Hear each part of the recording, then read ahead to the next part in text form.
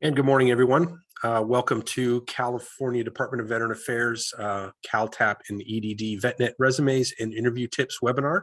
I'd like to welcome you this morning and thank you for joining us. My name is Kirk Eller. I am a training coordinator here in the California Transition Assistance Program, and we're going to be providing you with some information about your benefits as well as resumes and interviewing tips. First off, I'd like to start with a little housekeeping. We ask that you please use our Q&A function in the toolbar to ask any questions during this webinar. We will be hosting a virtual panel at the end, and all our guest speakers will be available to answer any questions that you have. If you're not familiar with that, you can look at the chat function and the Q&A function on your toolbar and just open that Q&A block and you can type in your answer there.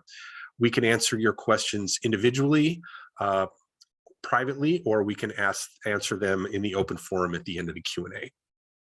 You should have received an email that had our resource book, which looks like this, and my colleague Michael Cisneros will be posting the link to this in the chat, as well as some other resources available to you from our website. If you have any information or questions about that, please put it in the Q&A and we can further elaborate on that. We do have a good webinar for you this morning. We're going to be covering some topics from our Caltap Overview and our Calvet Overview from our Caltap program, as well as our local interagency network coordinator, Cole Wagner. He's from the North Valley link, and he's going to provide some information on his roles and responsibilities. And then followed up with Michael Kogel from the North Valley EDD office. He's with the Veterans Network program up there. He's a disabled veteran outreach program specialist, and he's going to give you some information on resume writing and some interview tips. And then we will follow up at the end with the Q&A. With that being said, let's move forward. This is the Q&A tab function at the bottom of your toolbar if you're not familiar with that. Click on that link and you can type your questions in that tab. So the Caltap Overview, again, my name is Kirk Eller. I am a training coordinator here in the California Department of Veteran Affairs Caltap unit.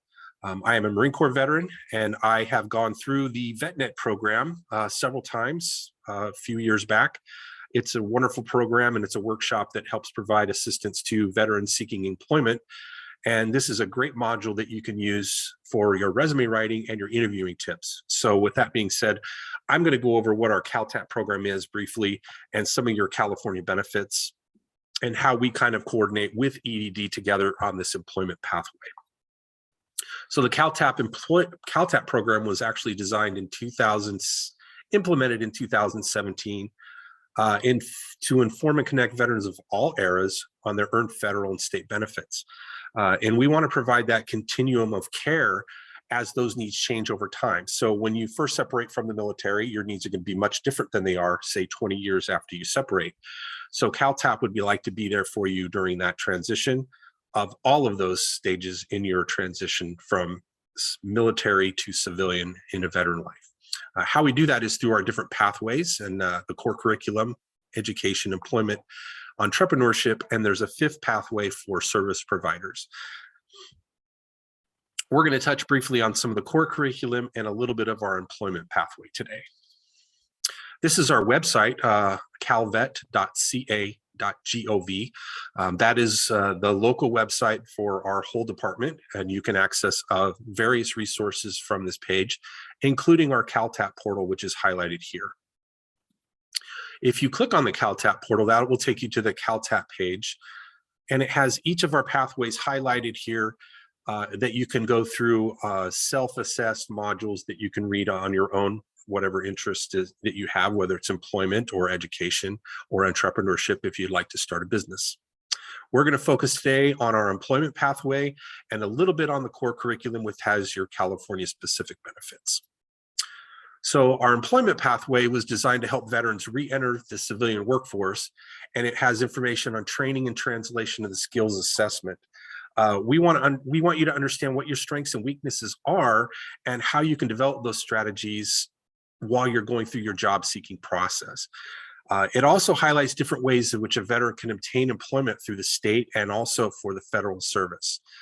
There are some unique differences between state hiring and federal hiring, specifically with the resume, and those kind of that pathway will kind of touch on those a little bit. This is the employment pathway, and you can see each module. There's 8 available, and you can scroll through at these at your own pace. There's like the first one has your personal appraisal, which is an evaluation of how you will market yourself, as well as number 2, which is personal marketing. Today, we're going to focus on the job search and the interview techniques, and we're going to follow that up with the specifics of that with Michael Kogel from EDD.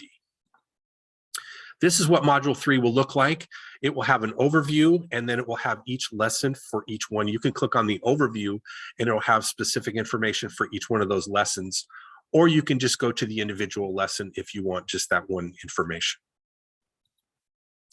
So other modules that we have are how to highlight your skills and career values and translate your military career. ONET is a great website that you can have for a skills translator. And what that does is it takes those military skills and translates them into civilian work, how you can use those and put them on a resume. And it also provides tips on building an effective resume and how to begin your job search. And it gives you techniques on your interview, and also information on your programs for the application for government, state or federal. And there's also some information on apprenticeship and OJT programs. So our veteran employment highlights, common occupations. They have about 55% of transitioning veterans want to do something different when they separate from the military. There's healthcare support, and occupations have increased since the start of the pandemic. And then there's also gains in employment for groundskeepers and installation, maintenance, and repair, as well as the legal occupations. And this source was from the California Veterans Workforce 2020 Trend Report from last year. Then current trends of unemployment rates have increased also due to the pandemic. The largest net losses were in the professional, technical services, and construction and public administration. I know that there was one of the largest was housekeeping, and also the hospitality services were really hit, like with the cruise and the hotel industries. So there's a lot of loss there as well. The largest 12-month gains were seen in finance and insurance, mining, retail trade, real estate, and rental and leasing and education services. So now let's talk a little bit about some of your California benefits and some programs. There are some veterans preference points available if you're hiring with the state as well as the federal service. This is the Form 1093 for the state service that you would apply for veterans preference if you're going to apply for the state. If you do that, it does put you in the top eligibility list in the 95 percentile range, which is rank 1 while you're hiring selected for a job. It also allows you to qualify for promotional jobs, not just open exams. You can take a test that's only available to civil service employees as well as veterans. So you can read through that, fill out the application, and then turn it into CalHR with supporting documentation that verifies your veteran preference. Also, the EDD has some assistance, and this is what Michael Kogel is. He's a disabled veteran outreach specialist through EDD, and this is what they do. I'm not going to steal any of his thunder. I'll let you explain what he does on his presentation. There's also Honoring a Veteran, Hire a Veteran, job resource fairs that they host through EDD, and they bring a collaboration of partners and agencies together to provide veterans access to employers. That's what the VetNet program really is as well. They bring in primary services and businesses to give you mock interviews and review your resume and prepare you for that hiring process. Here's a list on their website for some of the job fairs and workshops available for veterans. And other veteran-owned business licensure. The Department of Consumer Affairs offers veterans and their family members fee waivers on their license process through the Department of Consumer Affairs. So it's a kind of a great fit if you want to start a business. for you or your family member, the Consumer Affairs can give you a discount or waive your fees for your license in your business. So here's some other California benefits specifically for veterans. There's a college tuition fee waiver for their dependents. There are some eligibility requirements for service-connected disability ratings. And if you have any questions about any of these California benefits, you can put them in the Q&A chat and we can address them at the end, or you can go to our website under Caltap and look at the module 5 for California specific benefits, and you can see a lesson on each one of these. We also have DMV programs for your veteran designation on your driver's license, including the registration fee waiver for disabled veterans or honoring veteran license plates. There's also activities for outdoor hunting and fishing license, as well as our state park pass for distinguished veterans. And there's also tax programs from the state. If you are interested in any of the tax programs, I highly encourage you to contact your county tax assessor's office, because each county has their own unique tax exemptions for disabled veterans, so you can check with them. Calvet has a Calvet Women Veterans Division and a Calvet Minority Veterans Division. Each one of those are individualized, and they also provide advocacy and outreach to those veterans for specific topics of women care, as well as the minority care, and helping them with unnaturalized veterans for citizenship. You can also sign up for each one of those divisions for a statewide roster to receive information on upcoming events. And then we have our Calvet homes for long-term care. There are 8 homes throughout the state of California, from Chula Vista all the way up to Redding, and then from Barstow and Lancaster out to Yountville in the Napa Valley. And then we also have 3 state cemeteries, one in Seaside, one up in Igo and Redding, and then the other attached to the Yountville Veteran Home in Yountville. So some other common veteran websites you should be familiar with, the va.gov. This is your portal to access all of your information for healthcare, education, disability, and compensation, or any of your records. This is where you can go to find that information and look up if your eligibility and information about each of those topics. You can go to the, I think they believe they're going away with the My e-benefits, and they're using the My VA, which will be your portal now to apply for those benefits. And you can access information about how to manage those. So I think they're going away from the e-benefits webpage. You can sign up for the My Health eVet if you do have VA healthcare. This is a great portal for you to access your doctor, message your doctor, primary care physician, access your health records and upload documents, as well as make appointments and check your pharmacy or prescription needs as well. So our Caltap, we want to stay continued. We want to provide support for you throughout this process of your transition from active duty service and through your veteran stages later in life. We had access, you could provide your non-DoD email to Caltap, and we can stay connected with you.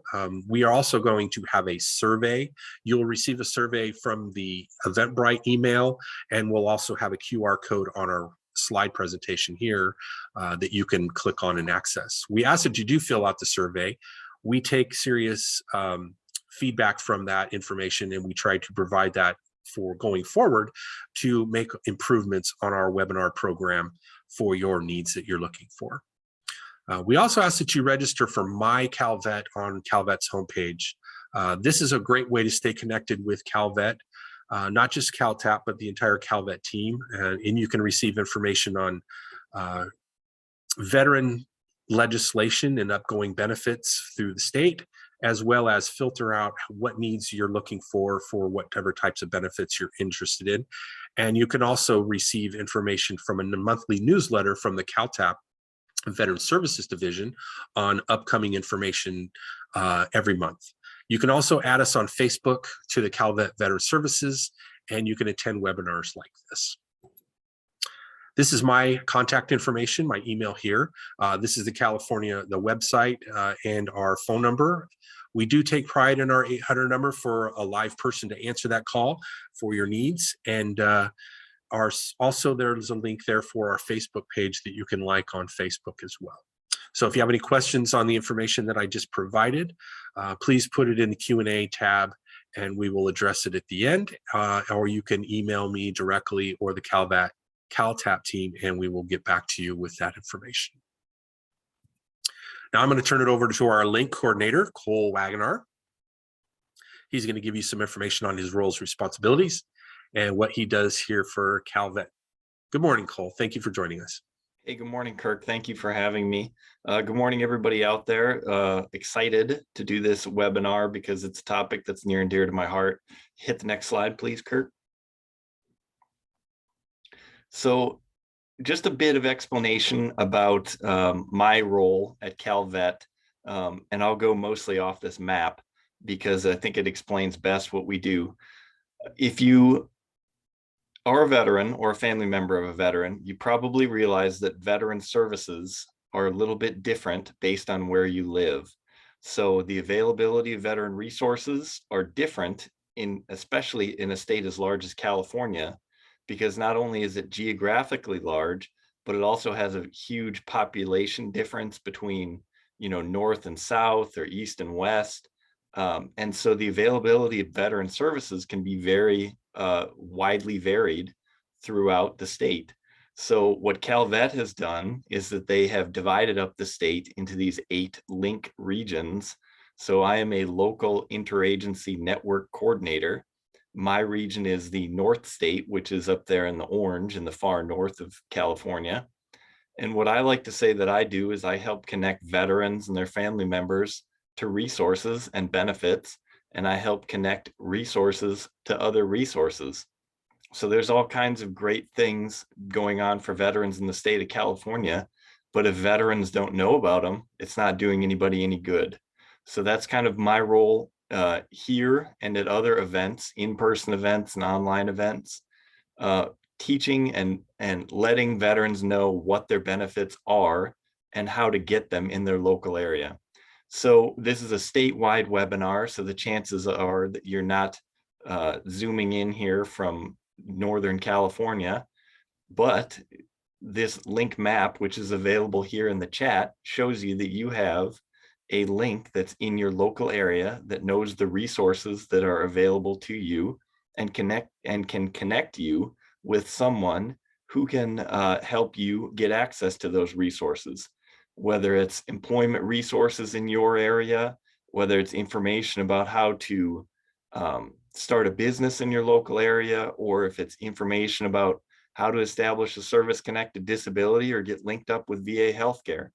Could be any number of things that you're interested in because every veteran's different and their needs are all different, but a link can help kind of navigate those veteran service landscape and help you understand how to get what you need. Next slide, please. So basically what we do, outreach to service members, veterans, and their families. What we're doing here, make referrals and work directly with established service provider networks. So that's all the questions that I'll probably get after this presentation, where people call or email and say, hey, how can I get in touch with somebody that does this in my area? That's the other half of my job. And then assisting with local emergencies and advocacy to local communities, being out and available to veterans when I'm needed. Next slide, please. So some of the folks that we work with, like I mentioned, we work very closely with the Employment Development Department for veterans employment. We work with the County Veteran Services Office for all kinds of state benefits. And we work with the VA regional offices, the VA medical centers and clinics, and the VA vet centers for those federal benefits. And then we also have links to county offices and local nonprofits that can help fill in some of those gaps that the government offices don't provide. Next slide, please. So this is my contact information. That's my email addresses. If you have any questions at all, I'll be in the chat as well doing the Q&A, helping Michael out with the Q&A. And then also, if you have questions specific, if you don't want to type them in the chat, you can always email me. I'm available to help. Even if you don't live in my region, I can help, or I can connect you to your regional coordinator that can help with local resources. I'm an Army veteran, unlike Kirk, who's a Marine Corps veteran. I don't hold it against him, but this is a topic, like I said, that's important to me. I did not go through the VetNet program like Kirk did. I wish I had known about it at the time, because it probably would have saved me a lot of hard lessons learned. And so I'm always excited to let veterans know about the employment assistance that's available to them, help them get kind of a leg up and utilize those employment benefits that they've earned. So I'm always happy to help, happy to answer questions, and happy to be here, Kirk. Thank you for having me. Well, thank you very much. It's a privilege to work with you. Yeah, an Army. No, I'm just kidding. I appreciate your service. Thank you much for what you do for our Calvet team here. You have a huge area that you cover, and you do a lot. So I appreciate it. Now I'd like to turn it over to Michael Kogel. He is our EDD VetNet DVOP representative from the Reading office. You're up at the AJCC in Reading, or are you just in the EDD office up there? I'll let you kind of explain. You bet. So as Kirk said, I'm a disabled veteran outreach program specialist up here at the, actually the EDD and the AJCC are the same up here in Reading. I do want to point out the misleading title of disabled veteran outreach program specialist. I help veterans with barriers, not necessarily just disabled veterans. If you're looking for work, I help. And today we're going to go over the resume and we're going to go over the interview. So Kirk, if you can go ahead and give me the next slide. So what is the purpose of a resume? Okay, a resume is going to introduce you and your qualifications to employers. And it's going to provide a summary of your experience as it relates to the job you're applying to. But the main purpose of your resume is to get you an interview. And that's the whole purpose of this. And I like to use the fishing analogy. The resume is your bait. Are you going to get the employer to bite? Are you going to get them to bring you in for that interview? Are you using the right kind of bait? And we're going to look at the different types of interviews, different types of resumes as we go along in our discussion today. If your resumes are not getting you interviews, they probably need some work. They need some improvement. Next slide, please. So we're going to discuss creating a master resume to help develop your targeted resumes. Next slide. So your master resume is basically, it's your stock room, if you will, of your work and employment history, and it contains all the experience you've had in your working life. Not all the items on your master resume will be on every resume. However, you can pull from your master resume to create multiple tailored resumes with the items you need for each position you want to apply for. Your master resume has no limit to how many pages it can be, because as I said before, it's for your use. It's not for others to see. It's your resource bank. The targeted resume is the resume you create each time you apply for a specific position, and it's tailored to that job posting. You'll need to compare your skills and experiences with the duties and requirements of that job announcement to make your resume as copacetic with the announcement as possible. Highlight whatever skills you have that the job posting asks for, and use the actual language from the job description itself. They're asking for something specific, give them those specifics. Your target resume should only be one page. Most likely any more than that, it's going to be ignored. Employers, hiring managers, their time is valuable. They spend about 5 seconds looking at a resume and they move on. And that's why we're talking about using the right type of bait, because you want to hook them as quick as possible so they continue to go through your resume and see your qualifications, what would make you a good fit with that company. Next slide, please. So there's 3 types of targeted resumes. There's the chronological, there's the functional, and there's the combination. Next slide. The chronological is the most commonly used resume type. It lists the most recent position at the top. And honestly, employers actually prefer this one because it's pretty easy for them to read and find things on. It's great if you're staying in the field that you're applying to, and if you have several recent positions that relate to the one that you're currently seeking. The next slide, please, is the functional. And the functional focuses on your skills and experience as opposed to your employment history. And functional style is often used by the people who are changing careers. Maybe they have gaps in their employment history. So it's ideal for folks that don't have a whole lot of work experience related to the position that they're applying for. And you should use functional situations, functional resumes in the following situations. You have long periods of unemployment. You're switching to a new industry, and you want to highlight your specific professional skills rather than your experience as a whole, since your experience is not related to the position you're applying for. And finally, next slide, please, there's the combination. And the combination is just as it sounds. It's a mixture of chronological and a functional, and it highlights the skills while still showing your chronological work history. Honestly, combination is my favorite. It's the one that I encourage the folks I work with to use, because it gives you the opportunity to take your best assets, whether that be your recent experience or the skills that you have, and put it at the top and go, hey, this is why you want me. Get them to continue to read down that resume, get them to want to give you an interview. Next slide, please. So, resume requirements and options. Required, updated contact information. Not a week goes by where I don't review a resume that has the wrong contact information. Now, today's day and age, resumes, you don't need to have your address. You need to have your name, your email address, and your phone number. And I'm just shocked at how many folks put the wrong email address on. The phone numbers people are usually pretty good on, but I guess in this day and age, folks like to change their email address and they'll put the wrong one on. Because of this day and age, a lot of contact is done because of through email. So you need to make sure your email is correct so they can get a hold of you if that's how they contact. You want to have your work history. Your last 5 years will usually do, but if you have experience that goes further back, especially in the area that you're applying, add that. It makes you more marketable. It's a good thing to do. So you can go farther back if the experience is related to the position you're applying for.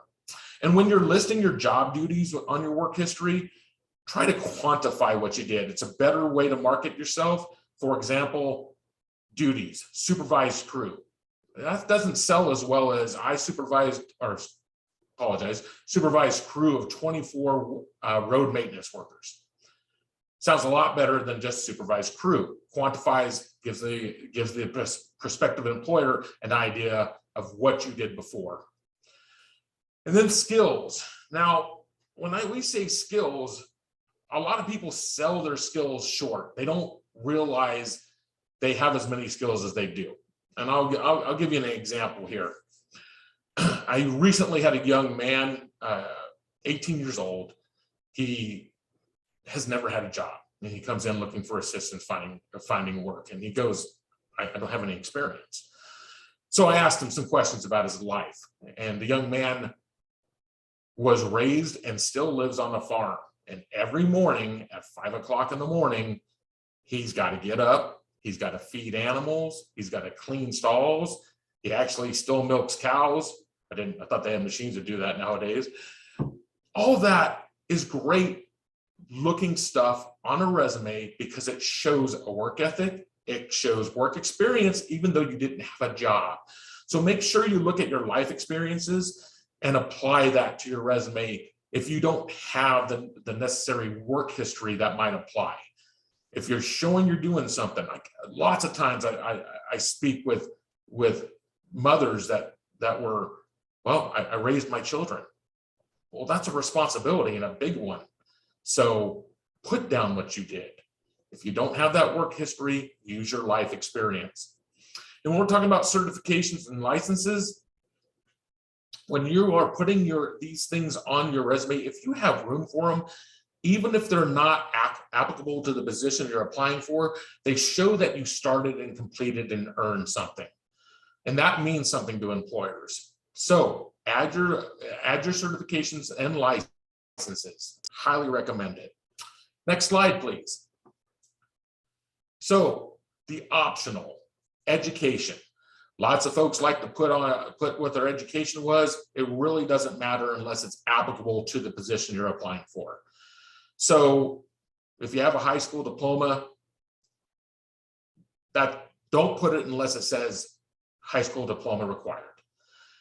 Now, if you have a bachelor's degree, let's say the position calls for a bachelor's degree. Yes, put that on your resume. Right then, they know, okay, he's qualified or she's qualified with this for this position. I'm also going to say, if you have the room on your resume, if you have a type of a degree, you'll want to list it. It is optional, but you'll want to list it because, again, it's a selling point. Look, I started school and I completed and earned something. Associate's degree, bachelor's degree, doesn't matter. It still shows something that you started and completed, and that means something to employers. Achievements and awards. So this is a big deal to my veterans. Veterans, well, they tend to undersell themselves because they were surrounded by people who did the same thing they did. I'll give you an example of this. Recently was helping a Marine, former Marine. He just got out. And he gets out of the Marine Corps and he comes in and he's looking for help. And he's like, I went straight in the Marine Corps out of high school, never had a job, did what I did in the Marines, just got out looking for work, don't have any experience. Well, you have a ton of experience. But when it comes to the awards, I say, okay, what kind of awards achievements did you get? He's like, well, nothing special. I said, let me see your DD-214. I look at this DD-214. The first thing listed is National Service Medal. I'm sorry, it's the National Defense Service Medal. And I'm like, you got the National Defense Service Medal. What do you mean you didn't get anything? He goes, well, everybody gets that. There's 330 million Americans. Not everybody gets that. Less than 1% of our nation has this medal. You put that down. That's an eye grabber. That grabs attention. Just because your entire unit, or maybe everybody you serve with has it, it's still such a rare thing and such an attention grabber on a resume. So don't ignore the recognition you received while you were in the military. When it comes to achievements and awards, list them.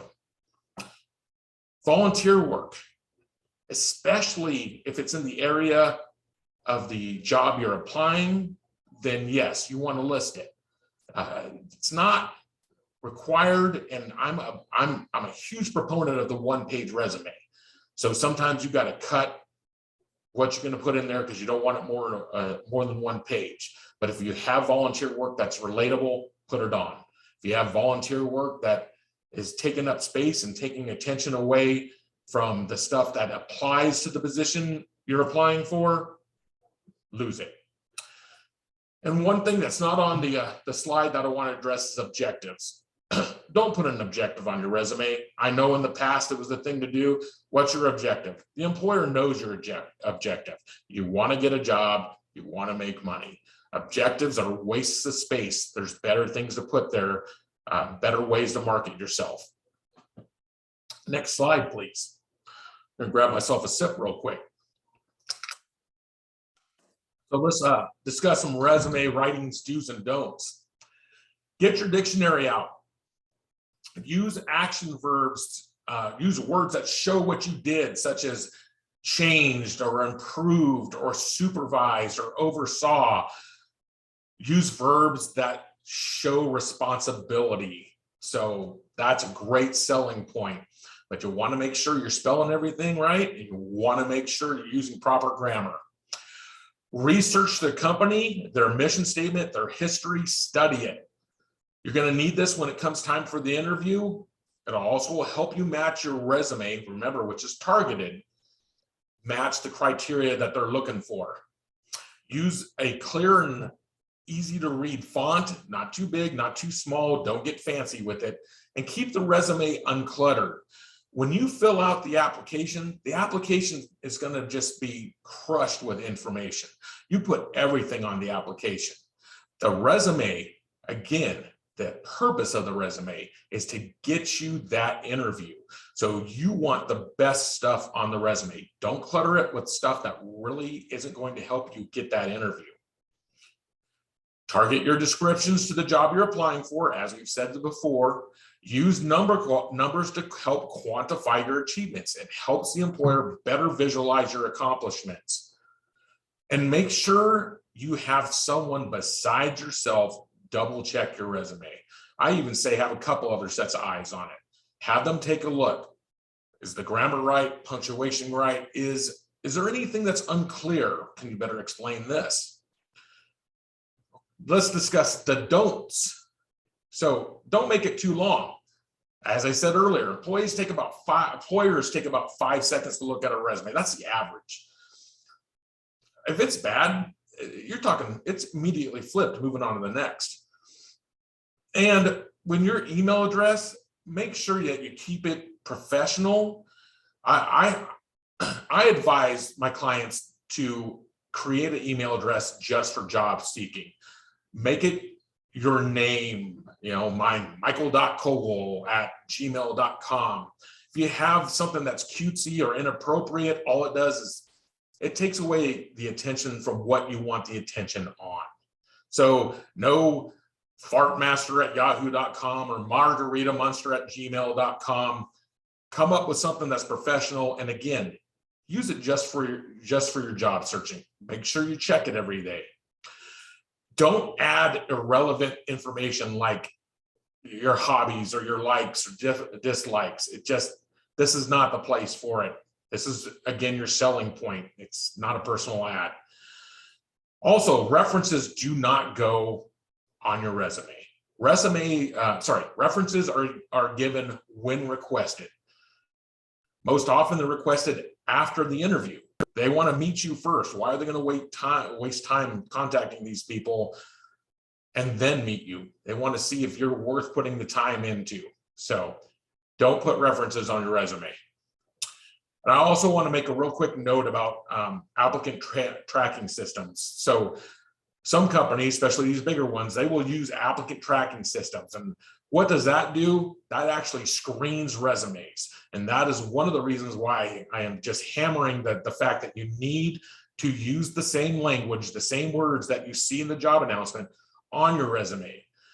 These screening programs go through, hey, this one used a lot of the same words, same lingo, and it gets sent to the hiring manager. If you're trying to use other words that mean the same thing, don't do it. It's copy the language. It'll help you get that interview if you're mirroring what they're putting. Next slide, please.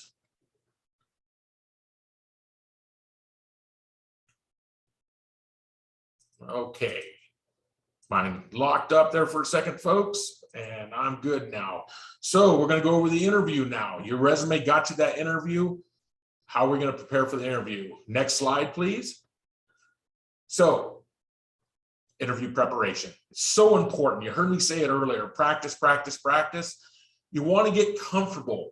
You want to get comfortable being able to talk to people, being able to tell your stories that are going to get you the position. So, let's start off with, let's analyze the job. Analyze that job posting, and as you review the job description, not only do you want to consider what the company is seeking, but you want to make a list of the skills and your experiences and your knowledge and the professional qualities and how you can communicate that to them in their interview. You want to be able to say, yes, you have it on a piece of paper. How are you going to tell them it? So you want to be able to iterate your experience in a way that makes you the best candidate for the position. Make a match. You create a list of your qualifications and you match it to the job requirements, and think again of examples of work experiences that you can share during the interview that show that you have these qualities and skills. As I said earlier, research the company. I've been to multiple interviews where the first question of the interview was, so what can you tell us about our company? If you are caught flat-footed and you know nothing except for that they're hiring for a position that you want, you're already a leg behind everybody else. Know about the company, give them a reason why you want to work for them. Boy, I've heard about the great atmosphere, plus you guys work in the out and open. I like to work out in the open. You work with your hands. I like to work with your hands. Research that company and have things that make you a good fit for that company to share during the interview. And practice interviewing. So again, practice. Practice with your family, practice with your friends, and you want to practice in the way that you're going to be interviewed. If you're going to have an in-person interview, practice in person. If you're going to have a virtual interview, you want to set up ahead of time and try to see how it's going to look when you're, let's say Zoom, for example. You're doing a virtual interview on Zoom. You want, with a friend or family member, to do a Zoom interview. So number one, you can see how it operates. You can see the camera angle and how you appear, because you want to be visual. You want a well-lighted room, and you want to practice making that eye contact with the computer, a computer camera, rather than a person. And it's not as easy as it sounds. It's awkward if you haven't done it before. So practice that. Practice talking to the camera, because that's your eye contact. You're not in person. That's your eye contact. You can also contact your local EDD Workforce Services, and you can set up an appointment to do mock interviews with them. They will help you out and prepare you for those job interviews, whether it be in person, online, telephone. You know what? We're going to actually go over the types of interviews. Next slide, please.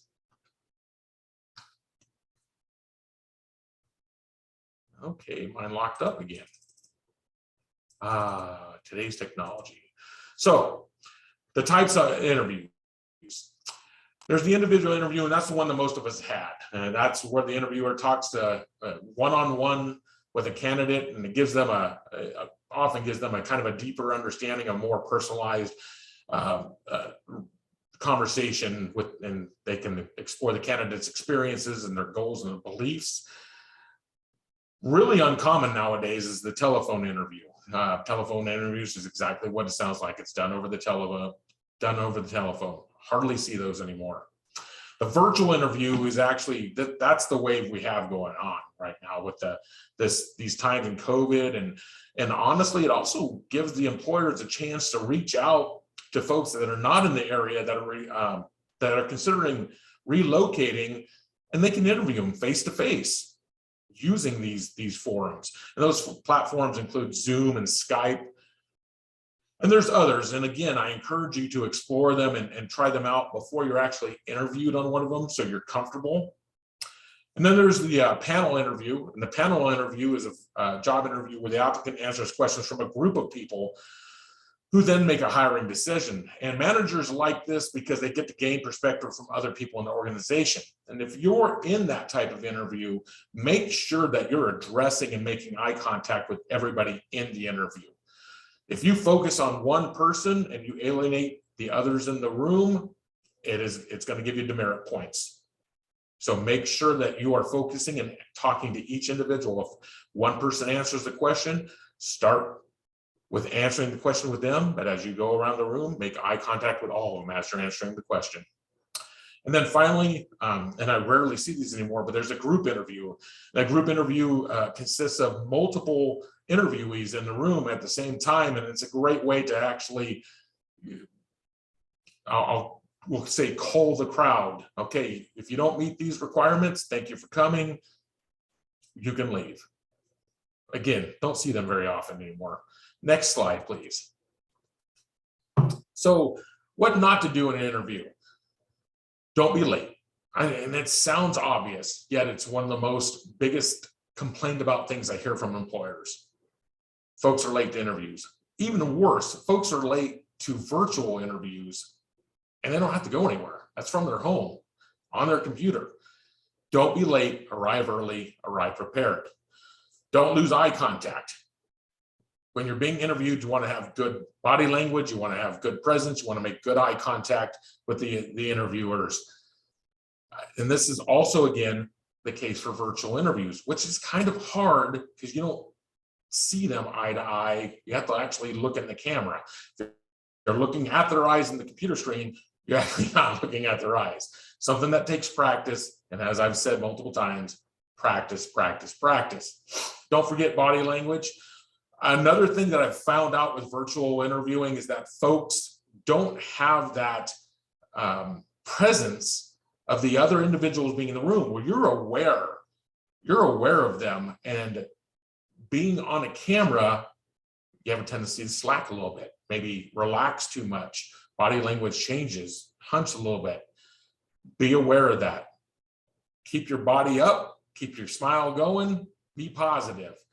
I tell folks all the time, look, your experience, that's great, but if the employer doesn't like who they're interviewing, they're not going to hire you. If you don't smile, if you're not friendly, if you can't make conversation, how are you going to fit in with the team? People oversell experience sometimes. Oh, I'm really experienced, but then they're not nice in the interview. My employers that I talk to would rather have someone that they can train, that they would want to work with, than have someone that's experienced in the position, but isn't somebody that they want to hang out with. Next slide, please. Now,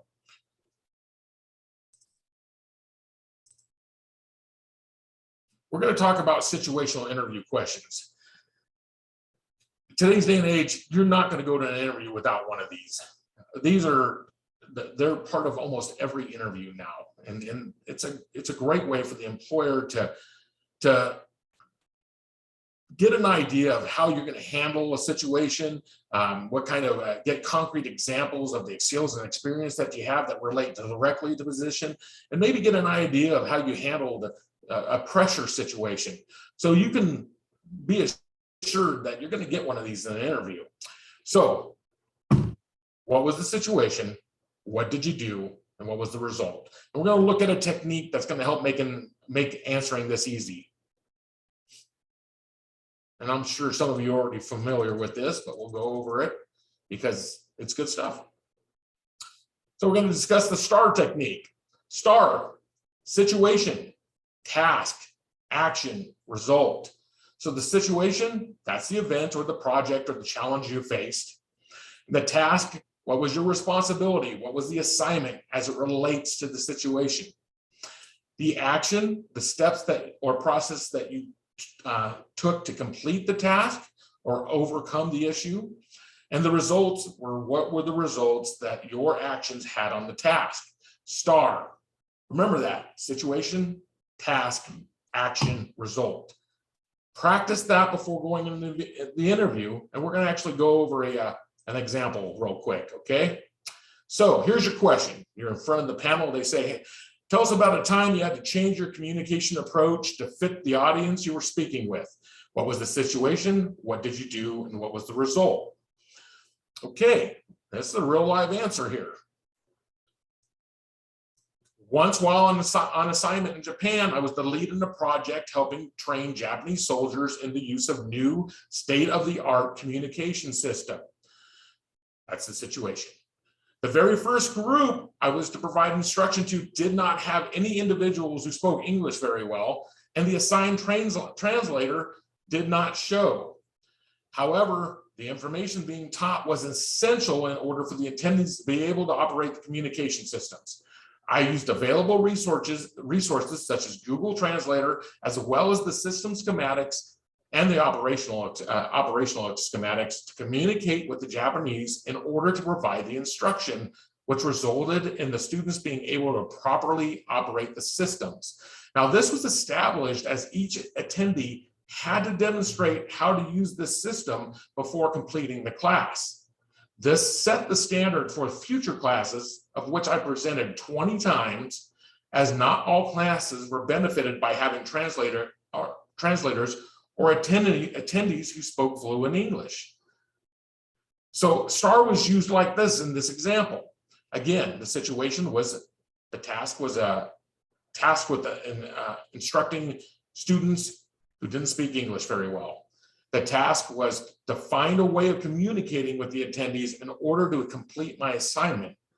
The action, well, I used what resources I had. I used the schematics, I used Google Translator, and I showed them. I showed them exactly how to use it. And the result was each attendee was able to demonstrate their ability in properly using this system, and they all successfully completed the training. So practice using these STAR techniques with your own stories, because you know you're going to get these questions in an interview. Be prepared to give them an answer using this format. It works excellently. Next slide, please. So lastly, dress for success. So the do's, you want to research the company. You will know if they have a dress code. You want to fit in as much as possible. You don't want to go in, you don't want to go in looking like what's the expression, a square peg in a round hole. You want to fit in. When in doubt, erring on the side of being overdressed rather than underdressed. Make sure your grooming's good. Again, if you actually look at the company's requirements, you can see if facial hair is allowed, what their grooming standards are. Make sure your clothes are neat and pressed. Don't wear loud colors, bright pinks, neons, and odd patterns. Don't wear excessive jewelry or makeup. Don't wear anything that's too short. Don't wear shorts. And don't wear anything that shows cleavage. Don't wear sandals or open-toed shoes. And don't wear shoes you're not comfortable in or haven't worn before. Just recently, I sat in an interview where I had a young lady walk in high heels who clearly could not walk in high heels. Total distraction from what she's trying to sell us. So wear shoes you're comfortable in. And although your interview may be virtual, you still want to dress and look the part. It makes you feel the part. You can see it in your body language. So make sure that even if it's a virtual interview, you're dressed like you're going in person. And that is all that I have for you today. I appreciate your time, and I hope you got something out of this. Thank you. Michael, thank you very much. That's a lot of good information. I especially like that last one. You said you wanted to dress the part, virtual or in person. A lot of people probably don't realize that. So I think that's a good topic and a good point to make. So now we're going to open it up to questions. I'd like to point out this is where our QR code is available for you to take the post-webinar survey. Like I said, we do ask that you do take the time to fill out this survey because we value your feedback, so we can use that information to make improvements going forward on all of our webinars, and also to reach topics that you may be interested in learning more about. This is all of the contact information for each one of our speakers today, including myself and my coworker, Michael Cisneros and Cole Wagner. The Employment Development Department information is listed here as well, Michael Kogel, and then the leaver for his office, Logan Mook, who also is not in attendance today, but if you need assistance with anything EDD related, you can contact either one of them. And now we're going to open it up to the Q&A portion. Michael, you obviously have received a few questions. Would you like to, I think some of them may have been answered in the Q&A, but we'll go through those if you're available. Yeah, it looks like we have a couple for Mike regarding interview questions and resume questions. So I'll leave those to him to check out. But I do want to go over some of the answered questions real quick for everybody, just in case this pertains to anybody else's questions. With the Cal HR Form 1094, this is the veteran preference form. It was just brought to our attention that for those veterans that are looking to get into state work with that veteran preference form, you actually are not able to apply for veteran preference until 180 days after separation. So I just wanted to throw that out there just for those individuals who maybe are just now separating or separated just recently. If you are looking to get veteran preference, you just want to remember that timetable. And then another person asked about employment opportunities for veterans who are disabled or have a disability rating or are permanently disabled. For that, you'd want to probably check into the Veterans Readiness and Employment Program that used to be called VOC Rehab or Vocational Rehabilitation and Employment. With that, they will help you find work, suitable employment that kind of matches with the disability that you have, or with the disability rating that you have, however you want to look at it. But that would be a good program to look into, on top of helping you out with employment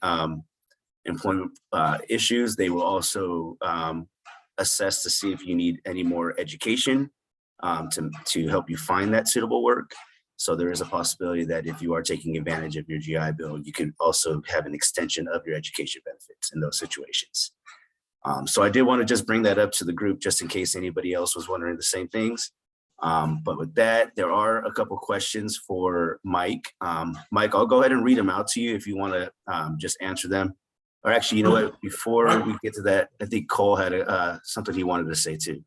Yeah, Michael, just to clarify on the state veterans employment preference, active duty service you can apply for that state veterans employment preference prior to when you separate.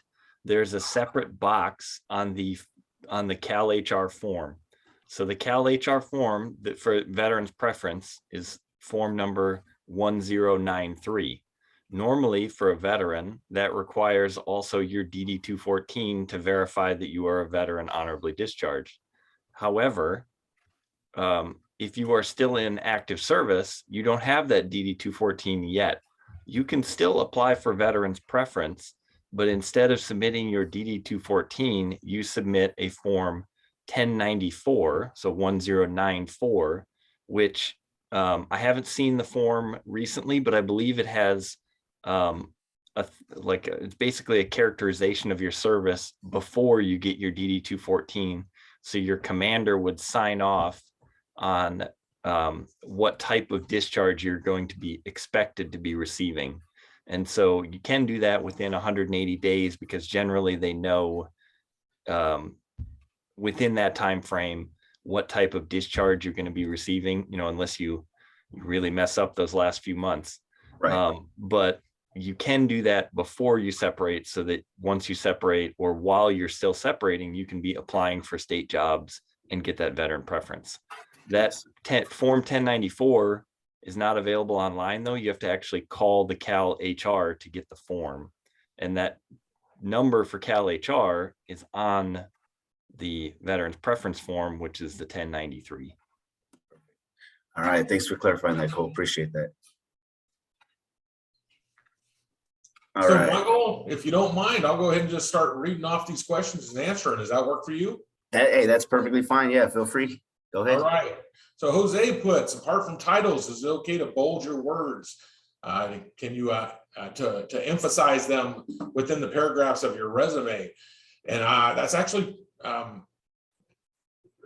guess the best way to put it is frowned upon. It actually can serve as a distraction. Again, your whole resume, that one page is supposed to be one big piece of bait. Now, italicizing, that's more okay. But when it comes to the bolding, I would shy away from that. Use that for titles, use that for positions, and then if you're emphasizing something, try italicizing. And then I'm going to go to Dr. LaFawn. So I'm going to give you what I'm going to call a short, condensed answer because there's a lot here. But in your case, I'm going to address the age issue. And this is something I deal with all the time. First of all, before the pandemic, my normal job report was 14 to 16 pages long. My job openings report, I guess I should specify that, currently in this area, I understand I'm way up north, are generally between 60 and 80 pages long. There is a lot of work out there, and my employers that I talk to are more concerned like I've never seen before, more concerned about someone who's going to show up every day than they are concerned about your age. So you're 55. So am I. I got hired here 2 years ago. Hired back, I have to admit. I was here 2 decades ago. I would not let that be something that's hampering me, because it's not. When you discuss your wage requirements, that might be more of a holdup, and that is a personal choice that you have to make. And that is why when I see something like that, I tell folks, instead of applying for job openings, I mean, your credentials are impressive. Apply to where you want to work. Sooner or later, they're going to have an opening. Go to where you want to work, apply there, and put your salary demands. Now, again, there's a whole lot there. You can totally email me, and we can set up a phone appointment where I can give you a little more detail on some of the issues you're facing. But you're completely marketable. You're completely employable. So don't let the age thing get you down. Absolutely not. Okay. Oh, acronyms. Great question, Jose. Do not use acronyms, period. They might seem widely known to you, but again, you're a veteran. The majority of us, of Americans, are not veterans.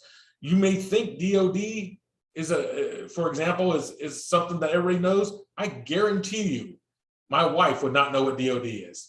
God love her, and I love her, but she wouldn't know what DOD is. So do not use acronyms. Now, if you're going to use that title more than, or that description more than once in your resume, so if you said, I did this for the Department of Defense, you follow the Department of Defense with DOD in parentheses, and then you can use that acronym further in that resume.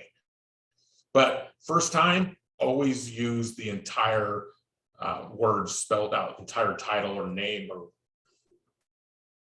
All right, let me move on down. Elm, thank you, Elm. Would I be able to review resumes? Absolutely. Again, my email is up there. Okay, send me your resume. I will take a look at it. I will give you a call and we'll talk about it, and I will suggest what you can do. So tattoos these days in an interview environment. So William, this is going to be one of those issues where you have to research the company that you're applying for. It's funny because I'll give police officers. There's some area police stations, I guess, you can't have visible tattoos. There's some up here. I go down to the Bay Area, and there's police officers walking around, and they're completely covered in tattoos. So this is where you're actually going to research the company and find out. And if there's no policy stated about it, err on the side of caution. And it's not something that's you can't ask during an interview, or even when you're turning in an application. Hey, could you tell me what your policy on tattoos is?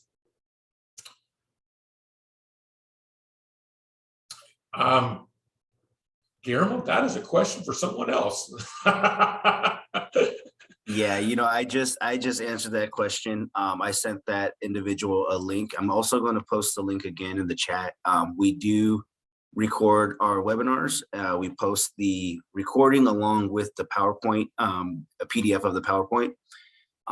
So yeah, check them out if you want to see what we've done in the past. And get some of those resources. Feel free to download those materials. I'll go ahead and put the link again in the chat. But yeah, you could go ahead and continue, Mike, with the other questions. Thank you.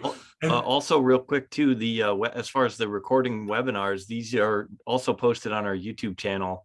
If you search Calvet on YouTube, usually about a week or 10 days after the webinar, this recording will pop up on YouTube. And there are a ton of previously recorded webinars on there with other topics. Thanks, Cole. And then also with this next question about the tax breaks, with the tax breaks, there are tax benefits out there for veterans who are disabled. The thing is, though, you'd want to reach out to your local county tax assessor to ask about these programs, only because they differ across California. So depending on where you're at, it might not be the same information. So we don't really talk about them too much here, but we do have them.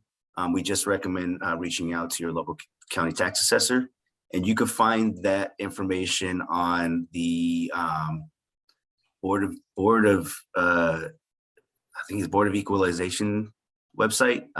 It's government, California government website, but they do have a list there. Michael, they can also get on some information under our Caltap unit as well for the tax incentives under the California benefits as well. That's correct. Thanks, Kurt.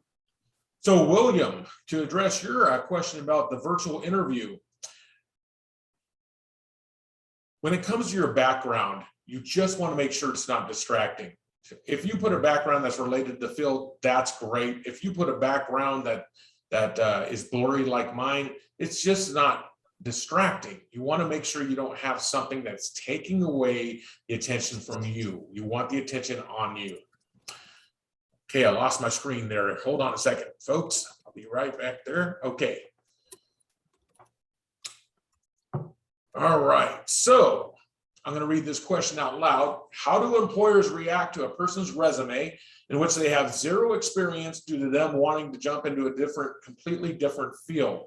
Say this veteran has an extreme amount of adaptability, great communication skills, team-oriented, and a bachelor's.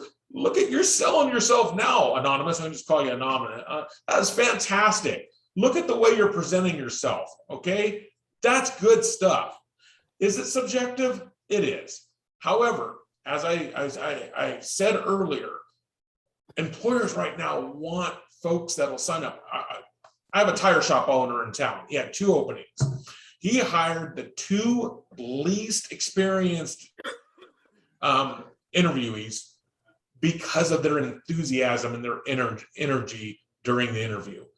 He's like, he told me, he goes, I can train them.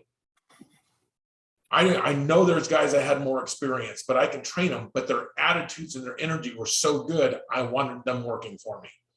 So remember that. I mean, you're showing me some excellent, I'll call it bait. That's some excellent bait right there. Yeah, this doesn't have experience, but wow. Again, he went to school, completed his bachelor's degree, started something, finished it. He's a veteran. Yes, subjective. Most employers, they're going to see these qualifications and they're going to be intrigued. Hey, Michael, I just want to touch on that real quick. Sure. I personally was laid off after almost 15 years of service as a rocket test engineer at Aerojet. I worked in the aerospace industry the majority of my post-military life, and I was laid off and didn't know where I was going to go. I used my Chapter 31 to finish my degree and went in a totally different direction. And when I came to state service here at Calvet in 2019, I was hired in the Human Resources Department. How do you go from aircraft mechanic and a rocket test engineer to a human resources representative? I did not even know I was going to get hired. It's like Michael was saying, it's how you're going to market yourself. You take those skills and those knowledge and ability, the KSAs that you have and those keywords that you have that are experience, and you target that resume. It doesn't matter where you're going to work and what industry you work. If those skills are applicable there and how you market it, you're going to get hired. The hiring manager who hired me said he hired me because I was able to write and I could write concisely and clear and they could understand. So if you take that and market those skills in a resume, you get the interview, and then you get in the interview and sell yourself, you're going to get hired. It doesn't matter which field that you're going into, because you can learn. Yeah, and to further that example, before I came here, I spent 16 years working with horses. Okay, when I got offered this job, I was offered 2 other jobs as well. None of them working with horses. And I love working with horses. Miss that. So it's really about how you present yourself and what your selling points are. Now, Renee, in the last 3 weeks, I've had 3 veterans, all age 60 years or older. I'm sorry, it's 4 weeks, get hired on at jobs that they wanted. Your age in a different time would count against you. And yes, there's some individuals out there that it still count against you. But again, the employers I talk to, are you going to show up? What's your energy like? When you come to that interview, are you 60 years old with just a ton of energy? Or are you 60 years old who goes and says, I'm 60 years old? It's a number. It doesn't define who you are. So, and 42 years of service, another fantastic selling point. What dedication? I got employers looking for dedication right and left up here. They can't get individuals to come to work every day of the week. So you spent 42 years with the same employer? That's a great selling point. Don't let your age stop yourself. You get in your own head and go, wow, they're not gonna want me. Yeah. I'm not sure what you mean by that, doctor, but I do talk to a lot of employers, and honestly, I see a lot of folks who are actually looking for work up here get jobs.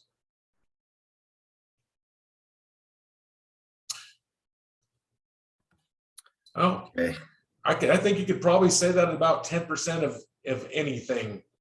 That the object is to find the majority who don't. Yeah. All right. Well, it looks like we've come down to the last question, and we are over time by about 15 minutes. So we're going to go ahead and start wrapping this up now. I appreciate all the questions, and Mike, you've been an excellent guest on this webinar. For those of you that still have questions, please feel free to reach out. This is our contact information right here.